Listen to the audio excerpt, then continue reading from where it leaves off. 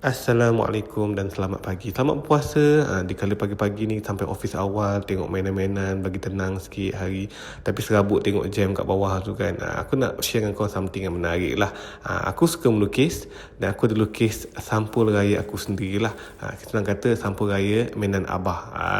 Ini dia special punya.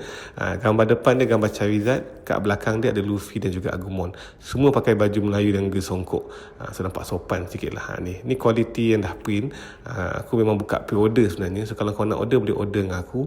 10 keping RM12, 50 keping RM50, dan juga 100 keping RM90. Aku masih lagi open order. Aku akan buka sampai hujung minggu ni je, sebab aku tak nak kelang kabut sangat hantar kat korang last minute sangat nanti kan. Orang nak pakai untuk raya kan. Dan specialnya sampul raya aku adalah kau akan dapat bug kat Pokemon random. Special tau. So kalau kau beli 10 keping, kau akan dapat 10 keping kat Pokemon lah. Kau boleh isi sampul korang lah. Dan kalau kau beli 50 keping, kau akan dapat 50 keping lah. So banyak lah. So seterusnya lah. So senang kata macam tu.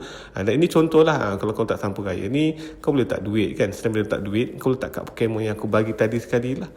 So nampak, jadi macam lagi unik sikit lah bila budak-budak dibuka. Sorry, aku nak angkat kat Pokemon susah sangat.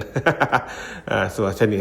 So bila kau pergi kat budak-budak dapat pegang kan, dia belek-belek. Cantiknya sampul raya ni. Handsome-nya. Siapa lukis ni? Tengok, ada duit raya. Ada kat Pokemon. Macam tu lah. So budak-budak pun excited lah. Selain dapat duit raya, dapat juga kat Pokemon random.